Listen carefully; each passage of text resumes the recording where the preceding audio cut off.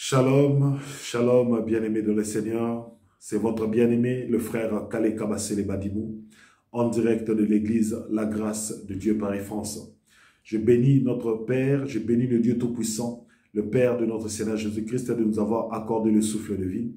Je bénis encore notre Seigneur Jésus-Christ, de nous avoir donné la force et le courage d'être présent encore en ce dimanche 26 juin 2022 pour écouter la bonne nouvelle.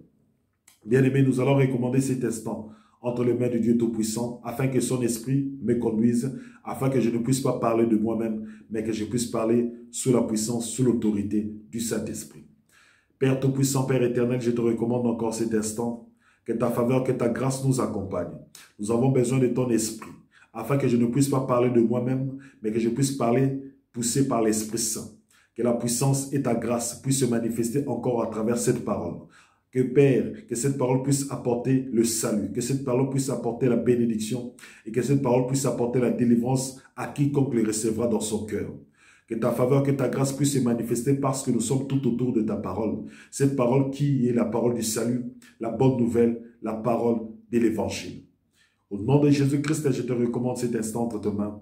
Bénis ceux qui écouteront cette parole, bénis ceux qui regarderont cette vidéo. J'ai ainsi prié au nom de ton Fils. Amen, amen, amen, amen. Bien-aimés dans le Seigneur, que la gloire soit rendue à notre Seigneur Jésus-Christ, celui qui a permis que nous soyons là et que nous puissions proclamer la bonne nouvelle. Bien-aimés dans le Seigneur, nous continuons notre enseignement sur l'œuvre de la rédemption. Il est très important que nous puissions parler de cela parce que ça, c'est une inspiration qui vient de notre Seigneur Jésus-Christ. La rédemption, l'objectif, ainsi de suite. Nous nous sommes arrêtés le dimanche passé sur Marc chapitre 8 au verset 37. Prenons nos Bibles, Marc chapitre 8 au verset 37. Je lis au nom de notre Seigneur Jésus-Christ. Que donnerait un homme en échange de son âme? Car quiconque aura honte de moi et de mes paroles au milieu de cette génération adultère et pécheresse, le Fils de l'homme aura aussi honte de lui quand il viendra dans la gloire de son Père avec les saints anges. Bien-aimés dans le Seigneur, il y avait deux questions que nous devions finir le dimanche passé. Mais nous n'avons exploité qu'une seule question. Nous n'avons pu comprendre et saisir qu'une seule question. Et la première question, c'était quoi? Et que sert-il à un homme de gagner tout le monde s'il perd son âme? Nous avons pu comprendre et saisir la profondeur de cette question. Nous avons pris l'exemple d'Adam. Adam avait péché, mais Adam avait tout perdu. Adam avait perdu son âme. L'âme est inestimable. L'âme n'a pas de prix. L'âme n'a pas de valeur physique comme ça. Donc, on ne peut pas quantifier l'âme par de l'argent. On ne peut pas quantifier l'âme au bien matériel. On ne peut pas quantifier l'âme à ce qui se voit, à ce qui se touche. Non, nous ne pouvons pas quantifier l'âme à cela. La Bible déclare dans Jacques chapitre 2, un corps sans âme ne vit pas. C'est un corps qui est mort. Donc, ce qui donne au corps la vie, c'est quoi? C'est l'âme. La vie vient de l'âme. Lorsque vous me voyez parler, lorsque vous vous voyez parler, bouger, ainsi de suite, tout cela vient de l'âme, sort de l'âme. C'est pour cela que la vie ne peut être donnée que par l'âme. Donc, c'est pour cela, bien aimé, l'âme n'a pas de valeur, l'âme est inestimable. Nous avons pris aussi l'exemple de Zacharie dans Luc chapitre 19. C'est pour cela, bien aimé, Zacharie, la caractéristique de Zacharie, c'est qu'il a montré qu'il était pécheur et c'est qu'il a montré qu'il était perdu. C'était son caractère de pécheur. C'est-à-dire que quand nous disons qu'une âme est perdue, c'est-à-dire que l'âme est dans le péché. L'âme est dans le péché. C'est pour cela que j'essaie un peu de faire une conclusion vite fait, un petit résumé, pour que vous puissiez comprendre là d'où nous venons et là où nous partons. Pour ceux qui n'ont pas pu avoir le temps de regarder la vidéo du dimanche passé. Mais maintenant, nous parlerons de la deuxième question. Alléluia. Nous parlerons maintenant de la deuxième question. Et la deuxième question que notre Seigneur Jésus-Christ nous pose cet après-midi, la voici. Que donnerait un homme en échange de son âme? Voilà la question que nous pose notre Seigneur Jésus-Christ. La deuxième question. En échange de quoi? Quelqu'un qui a perdu son âme, quelqu'un qui vit dans le péché, donnerait-il pour que son âme revienne à lui? Or, lorsque nous disons que donnerait-il, que donnerait un homme pour qu'un âme revienne à lui? C'est-à-dire que donnerait un homme pour que son âme revienne dans le droit chemin? Pour que son âme ne soit plus perdue, pour que son âme revienne dans le droit chemin. Parce que celui qui a une âme qui est perdue, c'est-à-dire que son âme n'est plus dans le droit chemin. Et quand nous disons que son âme n'est plus dans le droit chemin, c'est-à-dire que c'est une âme qui ne fait que pécher, pécher, pécher. Parce qu'elle n'est pas dans la présence de Dieu. Parce qu'elle n'est pas dans le voie de Dieu. Alléluia. C'est pour cela que nous disons que donnerait-il à un homme? Que donnerait-il un homme? Est-ce que je pose la base question? Que donnerait un homme en échange de son âme? Voilà. Que donnerait un homme en échange de son âme? Pour que son âme revienne dans le droit chemin, pour que son âme soit libérée du péché, pour que son âme soit libérée de l'iniquité, pour que son âme ne soit plus esclave du péché, pour que son âme ne soit plus esclave du diable, pour que son âme ne soit plus esclave de la convoitise. Oui. Qu'est-ce qu'un homme donnerait-il? Qu'est-ce qu'un homme donnerait en échange de son âme, afin de la liberté de son âme, afin que son âme soit libre, afin qu'il ne soit plus dans le péché? C'est la question que le Seigneur Jésus-Christ nous pose cet après-midi. Bien-aimés, nous devons comprendre une chose. Que l'âme d'un homme a une valeur inestimable. Même devant Dieu, l'âme d'un homme a une valeur inestimable. Maintenant, la question se pose. Toi qui veux revenir dans le droit chemin, toi qui veux quitter l'état du péché, tu veux sortir de l'esclavage du péché. Maintenant, le Seigneur te pose la question. En échange de quoi? Parce que ton âme est prisonnière. Parce que tu as péché. Tu vas me dire, mais je n'ai pas péché comme Adam a péché. Oui, d'accord. Tu n'as pas péché comme Adam a péché. Mais vous deux, vous avez la caractéristique d'être des pécheurs. Et tout celui qui est dans le péché est esclave du péché. Donc, pour que tu puisses sortir de l'esclavage du péché, il faut qu'il y ait un échange. Il faut qu'il y ait un échange. Parce que la loi est claire. Celui qui pêche meurt. Celui qui pêche doit être sous l'esclavage du péché. Celui qui pêche doit être sous la domination du diable. Vous comprenez? Ça, c'est le principe de Dieu. Et ce principe-là, on ne peut pas se déroger de ce principe-là.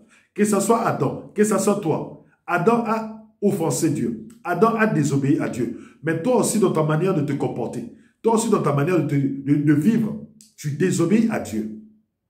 Vous deux, vous êtes des pécheurs et vous êtes sous la loi. Et comme vous êtes sous la loi du péché, automatiquement, vous êtes esclave du péché. Mais la condition pour que tu sois libéré du péché, il faut qu'il y ait un échange. Maintenant, le Seigneur Jésus-Christ te pose la question. En échange de quoi? Qu'est-ce que tu vas donner à la mort? Qu'est-ce que tu vas donner à Dieu pour que Dieu puisse te sortir du péché? Pour que Dieu puisse te sortir de l'esclavage du péché. Alléluia. Alléluia. Bien aimé, c'est une question très importante que tu dois te poser dans ta vie. L'âme est inestimable.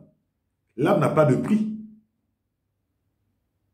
Mais la seule chose qui peut te sauver, c'est qu'il puisse avoir un échange entre une âme contre une autre âme. Il faut que ton âme sorte de l'esclavage du péché et qu'une autre âme vienne prendre ta place. Tu me diras, mais frère, cela est impossible. Cela est impossible. Comment est-ce qu'une âme peut être échangée avec une âme? Comment est-ce que moi qui suis esclave du péché, comment est-ce que ça se passera, cet échange-là? Par quoi? Parce que même si je donne l'argent, je ne pourrai pas avoir le pardon de mes péchés. Même si je donne mes biens, même si je donne ma propre vie, je ne pourrai pas avoir la liberté. Je ne peux pas avoir la liberté. Prenons Jean chapitre 3, au verset 6. Vous comprendrez pourquoi que vous ne pouvez pas avoir la liberté de vous-même. Parce que si Adam pouvait faire l'échange de son âme, il aurait pu le faire. Mais Adam n'a pas pu le faire. Je vais vous dire pourquoi. Jean chapitre 3 au verset 6. Écoutez. Ce qui est né de la chair est chair, et ce qui est né de l'esprit est esprit. Ne t'étonne pas que je t'ai dit, il faut que vous naissiez de nouveau. Le vent souffle où il veut, et tu entends le bruit, mais tu ne sais pas d'où il vient, ni où il va. Il en est ainsi de tout homme qui est né d'esprit. Nicodème lui dit, comment cela peut-il se faire? Voilà la question aussi. Comment cela peut-il se faire? Parce que toi tu es pécheur, ta femme est pécheur, ton mari est pécheur, tes enfants sont des pécheurs. Pourquoi? Parce que tout ce qui est né de la chair a la nature du péché directement. C'est-à-dire que lorsque Adam a péché, et lorsqu'il a commencé à avoir des enfants, tous les enfants qui sont sortis d'Adam ont automatiquement la nature du péché. Et ce qui démontre la nature du péché, c'est quoi? Regardez lorsque Adam, il a eu ses deux premiers enfants. Il a eu le premier Caïn et le deuxième, il a eu Abel. Qu'est-ce qui s'est passé? La nature du péché s'est manifestée. La jalousie s'est manifestée. La colère s'est manifestée. La haine s'est manifestée. Le meurtre s'est manifesté. Caïn a donné une offrande à Dieu. Dieu n'a pas agréé l'offrande. Abel a donné une offrande à Dieu. Dieu a agréé Abel. Et Caïn a eu la jalousie dans son cœur. Le péché a été à la porte de Caïn. Mais Caïn n'a pas pu dominer le péché. Pourquoi? Parce que le péché domine sur Caïn. Parce que Caïn a la nature du péché. C'est pour cela qu'il ne peut pas dominer le péché. Alléluia. Caïn a la nature du péché. Et quand le péché s'est pointé devant sa porte, lorsque Dieu a dit à Caïn, le péché est devant ta porte, mais si tu le domines, mais si tu résistes, tu le domineras. Mais Caïn, comme il a la nature du péché, il ne peut pas dominer le péché. Parce que le péché se retrouve en lui. Parce que le péché a la même nature que lui. Est-ce que vous saisissez ce que je dis? Prenons d'abord Genèse chapitre 3. Nous allons un peu lire cette histoire. Parce que nous devons bien comprendre pourquoi est-ce que toi tu n'arrives pas à dominer le péché. Et pourquoi est-ce que Jésus-Christ te dit que donnerait un homme en échange de son âme? Écoutez, Genèse chapitre 4, à partir du verset 3. Au bout de quelques temps, Caïn fit à l'Éternel une offrande de fruits de la terre, et Abel de son côté en fit une des premiers-nés de ses troupeaux et de leur graisse. L'Éternel porta un regard favorable à Abel et sur son offrande, mais il ne porta pas un regard favorable sur Caïn et sur son offrande. Caïn fut irrité. Voilà déjà la nature du péché commence à se manifester. Il n'a pas péché de la même manière qu'Adam. Il n'a pas voulu être Dieu à la place de Dieu comme Adam son père. Mais regardez maintenant, le fils d'Adam, la naissance de Caïn. Ce qui est sorti de Caïn, c'était quoi? La nature du péché. Elle commence à se manifester. Caïn fut irrité, la colère, et son visage fut abattu. Et l'Éternel dit à Caïn, pourquoi es-tu irrité? Et pourquoi ton visage est-il abattu? Certainement, si tu agis bien, tu relèveras ton visage, et si tu agis mal, le péché se couche à ta porte, et ses désirs se portent vers toi. Mais toi, domine sur lui. Voilà maintenant la question. Adam a mangé le fruit du bien et du mal. Dieu a dit, d'accord, tu as mangé. Maintenant, il dit à la postérité d'Adam, domine sur le péché. Tu connais le bien, tu connais le mal. Maintenant, domine sur le péché. Caïn n'a pas pu dominer sur le péché. Caïn a eu la colère. Caïn a eu la jalousie. Caïn a eu le meurtre dans son cœur. Caïn a conçu le meurtre. Caïn a conçu la destruction. Caïn n'a pas pu dominer. Oui, bien-aimé. Lorsque tu te retrouves dans la mort, lorsque tu te retrouves au niveau du péché, sache que le diable te dominera toujours. Sache que la mort te dominera toujours. Tu ne pourras pas dominer sur le péché. Tu n'as aucun pouvoir sur le péché. Tu es esclave du péché. Tu es esclave du péché. Et le Seigneur Jésus-Christ te dit, mais en échange de quoi tu auras la liberté? En échange de quoi tu auras la liberté? Parce que tout ce qui est né de la chair est chair. Tout ce qui est né de la chair a la nature pécheresse. Donc ça veut dire que personne ne peut te sauver. Moi, je ne peux pas te sauver. toi aussi tu ne peux pas me sauver, toi aussi tu ne peux pas sauver ton frère, toi aussi tu ne peux pas sauver ta soeur. Pourquoi? Parce que nous avons tous la même nature. Nous sommes tous esclaves du péché. L'être humain est esclave du péché. C'est-à-dire qu'un homme ne peut pas sauver un autre homme. Un pécheur ne peut pas sauver un autre pécheur. Alléluia. Un pécheur ne peut pas sauver un autre pécheur. Prenons Ézéchiel, chapitre 18, à partir du verset 20 jusqu'à 22. Ézéchiel, chapitre 18, à partir du verset 20 jusqu'à 22. Écoutez la parole de notre Dieu. L'âme qui pêche, c'est celle qui mourra. Le fils ne portera pas l'iniquité de son père. Et le père ne portera pas l'iniquité de son fils. Or, pour que ton âme soit libérée, pour que ton âme soit libre, il faut que la personne qui fait l'échange de son âme pour que ton âme soit libre, il faut que cette personne ne soit pas un pécheur. Parce que dans le principe de Dieu, le fils ne portera pas les iniquités du père et le père ne portera pas les iniquités du fils. C'est-à-dire qu'un pécheur ne pourra pas sauver un autre pécheur du péché. Un pécheur ne pourra pas libérer un autre pécheur du péché. Bien-aimé, écoutez, comprenez. Je sais que ce n'est pas facile, mais il faudrait que vous puissiez saisir que celui qui est dans l'état du péché ne peut pas libérer une autre personne qui est dans l'état du péché. Il faut seulement un saint qui peut libérer quelqu'un qui soit dans l'état du péché. Il faut seulement un innocent qui peut libérer quelqu'un qui est dans l'état du péché. Alléluia. Alléluia. C'est pour cela l'homme de lui-même ne peut pas se libérer. C'est pour cela Jésus-Christ pose la question, en échange de quoi? En échange de quoi? Prenons des exemples. Prenons Matthieu chapitre 19. Matthieu chapitre 19. À partir du verset 21. Je lis au nom de notre Seigneur Jésus-Christ. Jésus lui dit, si tu veux être parfait, va, vends ce que tu possèdes, donne-les aux pauvres, et tu auras un trésor dans le ciel. Puis viens et suis-moi. Après avoir entendu ces paroles, le jeune homme s'en alla, tout triste, car il avait de grands biens. Jésus dit à ses disciples, je vous l'ai dit, en vérité, un riche entrera difficilement dans le royaume des cieux. Je vous le dis encore, il est plus facile à un chameau de passer par le trou d'une aiguille qu'à un riche d'entrer dans le royaume de Dieu. Les disciples, ayant entendu cela, furent très étonnés et dirent, qui peut donc être sauvé? Jésus les regarda et leur dit, aux hommes cela est impossible, mais à Dieu tout est possible. Lorsque Jésus-Christ leur dit cela, je reviens à la question. Et que donnerait un homme en échange de son âme? Devant nous les hommes, cela est impossible.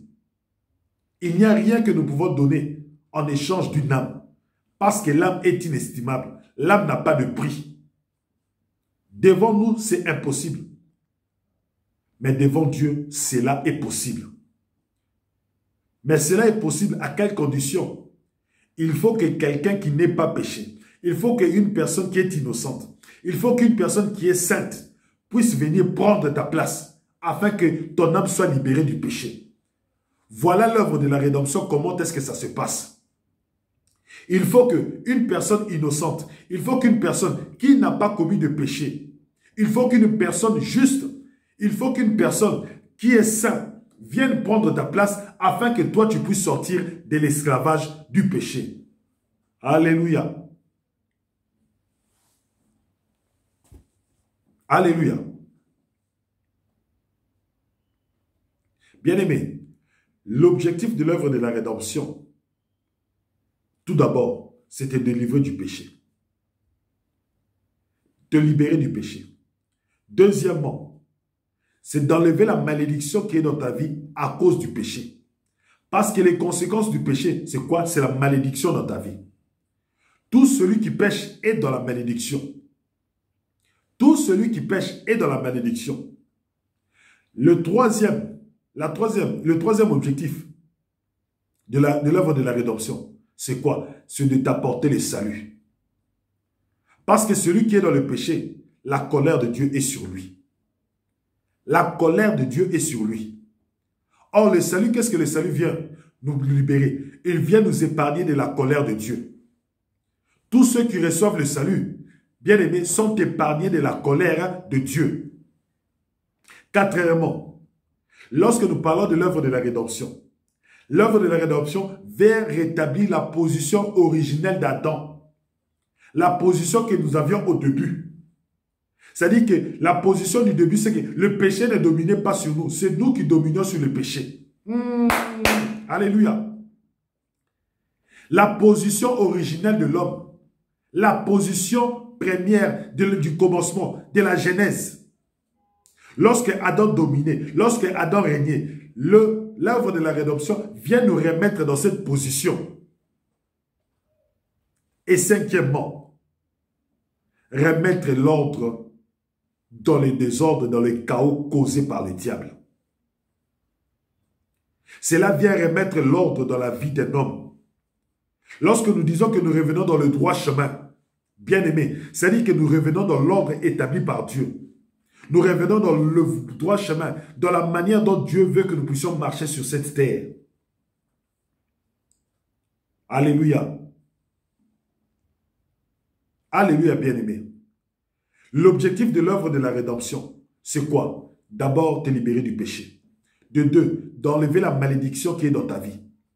Beaucoup de gens sont dans la malédiction. Pourquoi? Parce que le péché règne dans leur vie. Bien-aimé, tu es dans la malédiction. Pourquoi? Parce que le péché règne dans ta vie. Toi, tu te dis que tu es dans la prostitution. Tu as de l'argent. Tu te dis que je suis béni. Non, tu n'es pas béni. Tu es dans la malédiction. Tout celui qui pêche, tout celui qui pratique le péché, tout celui qui vit dans le péché est dans la malédiction.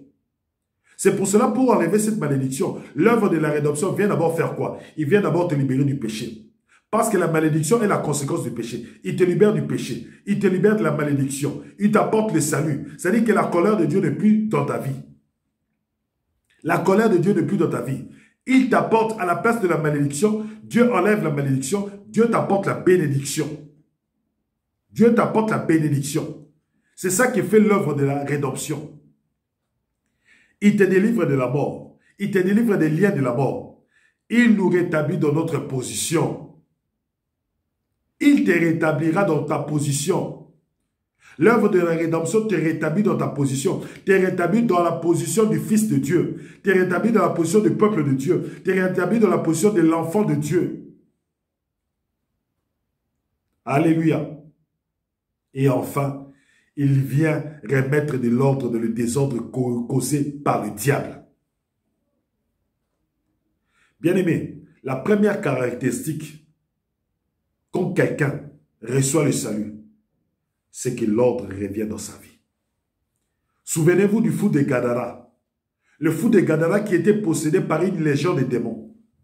La première caractéristique, lorsqu'il a été délivré, il est revenu dans son bon sens. Il est revenu dans l'ordre. Il a voulu se mettre propre. Il a quitté les cimetières. Il a quitté les ordures. Il a quitté la poubelle. Parce qu'il était tout le temps dans les ordures. Il était tout le temps dans les cimetières. Il était tout le temps dans la poubelle. Il était tout le temps sale. Lorsque le fou de Gadara a été libéré, il est redevenu dans le droit chemin. Il est revenu dans le droit chemin. Il est revenu dans son bon sens. Bien-aimés dans le Seigneur, voilà les objectifs de l'œuvre de la rédemption. Cela est impossible à toi, mais cela est possible à Dieu. Et pour que cela soit possible, il faut qu'un saint puisse venir te libérer. Il faut qu'un innocent puisse venir te libérer. Il faut qu'un innocent puisse venir changer ta vie. Prenons Luc chapitre 12. Luc chapitre 12 à partir du verset 20. Luc chapitre 12, prenons à partir du verset 16. Nous allons un peu prendre une parabole pour saisir ce que le Seigneur veut nous dire cet après-midi. Luc chapitre 12 au verset 16. Je lis au nom de notre Seigneur Jésus-Christ. Et il leur dit cette parabole. Les terres d'un homme riche avaient beaucoup rapporté. Et il raisonnait en lui-même, disant, que ferai-je? Car je n'ai pas de place pour serrer ma récolte. Voici, dit-il, ce que je vais faire. J'abattrai mes greniers, j'en bâtirai de plus grands. J'y amasserai toute ma récolte et tous mes biens. Et je dirai à mon âme, écoutez bien ce qu'il dira à son âme. Et je dirai à mon âme, tu as beaucoup de biens en réserve pour plusieurs années. Repose-toi, mange, bois et te réjouis. Mais Dieu lui dit, insensé, cette nuit même, ton âme te sera redemandée. Et ce que tu as préparé, pour qui sera-t-il? Il en est ainsi de celui qui amasse des trésors pour lui-même et qui n'est pas riche pour Dieu. Bien-aimé, vous voyez comment est-ce qu'un homme insensé raisonne? Il croit que son âme doit se reposer sur les biens matériels. Il croit que comme il a les biens matériels, il est libre. Comme il a les biens matériels, il est riche. Comme il a les biens matériels, il est tranquille. Comme il a le bien matériel, il est dans le repos. Il croit qu'avec ça, son âme sera dans le repos. Mais Dieu lui dit, insensé, est-ce que ton âme t'appartient? Tout d'abord, toi tu veux mettre ton âme dans le repos. Tu veux faire reposer ton âme sur tes biens matériels. Mais est-ce que ton âme déjà t'appartient? Si aujourd'hui je prends ton âme, parce que l'âme appartient à Dieu, Dieu lui dit, si je prends ton âme, ce que tu as gardé, ce que tu as récolté, sur quoi tu t'es enrichi, vers qui sera-t-il? Vous qui reposez vos âmes sur l'argent, vous qui vous reposez vos âmes sur le bien matériel, vous qui mettez votre repos, les repos de vos âmes sur le bien matériel, sachez que vos âmes ne sont pas dans le repos. Il a amassé, il a amassé, il a amassé. L'homme a amassé, l'homme riche a amassé, a amassé, a amassé. Mais il a cru que son âme sera dans le repos s'il amasse tout ça. Dieu lui a dit non, ton âme ne sera pas dans le repos. Ton âme ne sera pas dans le repos. Et la caractéristique des gens qui sont perdus, c'est que leurs âmes ne sont pas dans le repos. Leurs âmes ne sont pas dans le repos. Que personne ne vous trompe. Une personne qui est riche, non, tu dois être calme, tu dois être tranquille. Bien-aimé, le repos de l'âme ne dépend pas de tes richesses. Quelqu'un peut avoir les richesses de ce monde, mais il n'a pas la paix. Quelqu'un peut avoir les richesses de ce monde, mais il n'a pas la joie. Quelqu'un peut avoir les richesses de ce monde, mais il n'a pas l'amour. Quelqu'un peut avoir les richesses de ce monde, mais il n'a pas la tranquillité. Oui, bien-aimé. L'âme ne se repose pas sur les biens matériels. C'est pour cela beaucoup de gens, lorsqu'ils n'ont pas, ils se croient qu'ils sont dans le tourment. Mais lorsqu'ils ont, ils remarquent seulement que je ne suis pas dans le repos. L'homme riche pouvait se dire, non, mais j'ai des richesses, c'est bien, mais je dois chercher le repos de mon âme. Parce que si aujourd'hui je meurs, tout cela restera. Voilà, c'est pour cela que Dieu lui a dit que c'était insensé. Au lieu de s'occuper de son âme, au lieu de se dire que voilà que mon âme maintenant, qu'est-ce que je vais faire à mon âme? J'ai tous les biens du monde, d'accord, mais mon âme, si je meurs aujourd'hui, où est-ce qu'il ira mon âme? Où est-ce que j'aurai du repos? Est-ce que mon âme sera dans le repos? Il s'est posé la mauvaise question. Il a voulu reposer son âme sur les biens matériels. Or, Dieu lui a dit insensé, insensé. Prenons Matthieu chapitre 11, à partir du verset 29. Matthieu chapitre 11 à partir du verset 29. Je lis au nom de notre Seigneur Jésus-Christ. Non, prenons à partir du verset 28. Venez à moi, vous tous qui êtes fatigués et chargés, et je vous donne du repos. Prenez mon joug sur vous et recevez mes instructions, car je suis doux et humble de cœur, et vous trouverez du repos pour vos âmes. Car mon joug est doux et mon fardeau est léger. Bien-aimé, la caractéristique aujourd'hui aussi d'une personne qui est perdue, il n'a pas le repos de son âme. Il n'a pas le repos de son âme.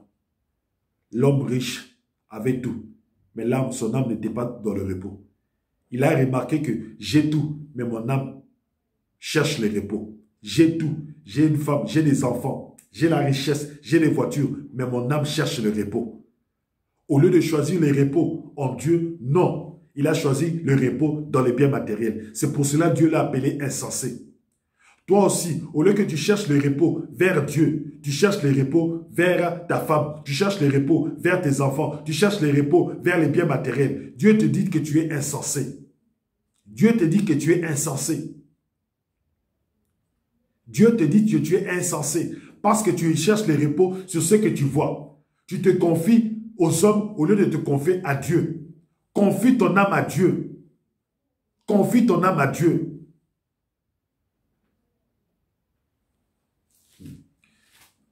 On va prendre encore un autre exemple. Luc chapitre 16. Luc chapitre 16. À partir du verset 19. Luc chapitre 16, à partir du verset 19. Vous comprendrez la parabole de l'homme riche encore. Il y avait un homme riche qui était vêtu de pourpre et de fin lin et qui chaque jour menait joyeuse et brillante vie. Un pauvre nommé Lazare était couché à sa porte, couverte d'ulcères et désireux de se rassasier des miettes qui tombent de la table du riche. Et même les chiens venaient encore lécher ses ulcères. Le pauvre mourut, et il fut porté par les anges dans les seins d'Abraham. Le riche mourut aussi, et il fut enseveli. Dans les séjours des morts, il leva les yeux, et tandis qu'il était en proie au tourment, il vit de loin Abraham et Lazare dans son sein. Il s'écria, « Père Abraham, aie pitié de moi, et envoie Lazare pour qu'il trempe le bout de son doigt dans l'eau et me rafraîchisse la langue, car je souffre cruellement dans cette flamme. » Abraham répondit, « Mon enfant, souviens-toi que tu as reçu tes biens pendant ta vie, et que Lazare a eu les maux pendant la sienne. Maintenant, il est consolé, et toi tu souffres. D'ailleurs, il y a entre nous et vous un grand abîme, afin que ceux qui voudraient passer ne puissent le faire. » Le riche dit, « Je te prie donc, Père Abraham, d'envoyer Lazare dans la maison de mon père, car j'ai 5 frères. C'est pour qu'il leur atteste ces choses, afin qu'ils ne viennent pas aussi dans ce lieu de tourment. » Abraham répondit, « Ils ont Moïse et les prophètes, et qu'ils les écoutent. » Et il dit, « Non, Père Abraham, mais si quelqu'un des morts va vers eux, ils se repentiront. » Et Abraham lui dit, « S'ils n'écoutent pas Moïse et les prophètes, ils ne se laisseront pas persuader, quand même quelqu'un des morts ressusciterait. » Bien-aimé, l'homme riche vivait bien. Il a reposé son âme sur ses biens matériels. Et lorsqu'il est mort, il s'est retrouvé dans le tourment. Bien-aimé, maintenant tu sais où va l'âme quand l'âme meurt. Soit tu es dans le repos, soit tu es dans le tourment. Or, le repos, il faut le chercher aujourd'hui. Il faut le chercher en ce moment. Le repos, il faut que tu le cherches en ce moment. Le repos, bien-aimé, je déclare encore, il faut que tu le cherches en ce moment. Le repos de ton âme, il faut que tu le cherches en ce moment. Parce que ton âme est d'abord esclave du péché. Parce qu'il est dans le tourment. Tant que tu es dans le tourment, tant que tu es esclave du péché, tu es dans le tourment. Tu n'as pas le repos. Et le Seigneur Jésus-Christ te dit cet après-midi, venez vous tous qui êtes chargés, je vous donnerai du repos. Le Seigneur Jésus-Christ veut te donner du repos cet après-midi. Ne repose pas ton âme sur tes biens matériels. Repose ton âme sur le Seigneur Jésus-Christ. Et le Seigneur Jésus-Christ veut te parler de l'œuvre de la rédemption. Le Seigneur Jésus-Christ veut te parler de l'œuvre qui a été faite à la croix. La rédemption, le rachat de tes péchés, le rachat de ta vie, le rachat de la malédiction du péché. C'est à partir de la semaine prochaine que nous allons maintenant entrer dans le vif du sujet. L'œuvre de la rédemption. L'œuvre de la rédemption. Bien-aimés dans le Seigneur, prions pour ce moment de la prière. Père Tout-Puissant, Père éternel, nous te rendons grâce encore pour ce moment de la parole. Que cette parole puisse toucher une personne. Que cette parole qui cherche le repos. Que cette parole que cette personne qui est dans le tourment, qui n'a pas de repos, qu'il puisse recevoir le repos cet après-midi. Père éternel, Père Tout-Puissant, nous ne pouvons pas compter, nous ne pouvons pas mettre notre repos sur les biens matériels. Nous ne pouvons que compter sur ton Fils, notre Seigneur Jésus-Christ. C'est lui qui nous donne le repos à travers l'œuvre de la rédemption. Nous te bénissons, nous te glorifions, nous te magnifions. Père d'amour, Père de grâce, que ta faveur et ta grâce puissent nous accompagner cette semaine. Et que cette parole puisse apporter le salut, apporter la bénédiction, apporter le repos à toutes les personnes qui l'ont entendu. Que la gloire te revienne. Au nom de Jésus-Christ, notre Seigneur et Sauveur, ton Fils unique. J'ai ainsi prié. Amen, amen. Bien-aimés, je vous dis à dimanche prochain. C'est votre bien-aimé, le frère Kale Kabassele Badimou, de l'église La Grâce de Dieu, Paris, France.